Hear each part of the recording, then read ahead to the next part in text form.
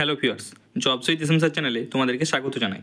তো দেখো, রেলওয়ে বোর্ডের তরফ থেকে একটি নোটিফিকেশান প্রকাশিত হয়েছে। আমি কিছুদিন আগে তোমাদের একটি ভিডিওর মাধ্যমে জানিয়ে দিয়েছিলাম যে রেলওয়ে গ্রুপ ডিতে অ্যাপ্রক্স কতটা ভ্যাকান্সি আছে এবং ভ্যাকান্সি কতটা বাড়তে পারে। দেখো, সেই বিষয়ে একটি নোটিফিকেশান আজকে এমপ্লয়মেন্ট নিউজের প্রকাশিত হয়েছে, যেখানে তোমাদের কি বলা হয়েছে। দেখো, রেলওয়ের গ্রুপ ডি এক্সামের অ্যাপ্লিকেশান কবে থেকে স্টার্ট, অ্যাপ্রক্স কত ভ্যাকান্সি, তোমাদের কত পে অর্থাৎ স্যালারি কত হবে, কবে থেকে অ্যাপ্লাই শুরু হবে, কবে শেষ হবে, সমস্ত কিছু বলা আছে। এক্সামে কত ফি লাগবে, সমস্ত ডিটেলস বলা আছে। তো আজকের ভিডিওটি সকলে শেষ পর্যন্ত দেখবে। আজকে আমি তোমাদের সমস্ত কিছু ক্লিয়ার করে দেবো।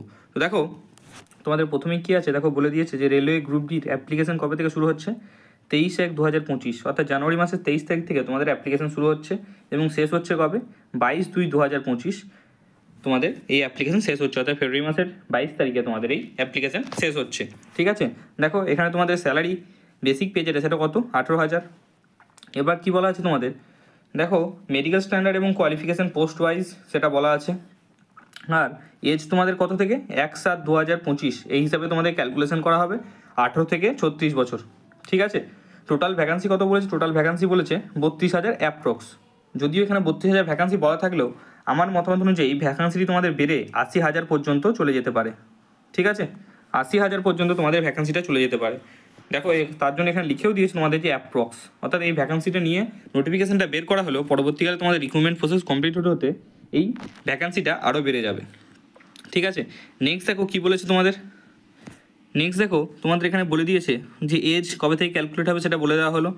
এবার তোমাদের এক্সামিনেশন ফি, কত ফি দিতে হবে। ঠিক আছে, দেখো বলে দিয়েছে যে for all candidates expect the fee conclusion categories mention below serial number 2। অর্থাৎ যখন ফুল নোটিফিকেশান আসবে তখন তোমরা ক্লিয়ারলি বুঝতে পারবে যে কাদের জন্য কত ফি। যদিও এখানে কিছুটা বলে দিয়েছে তোমাদের, দেখো বলেছে যে 500 টাকা তোমাদের ফিস পেমেন্ট করতে হবে।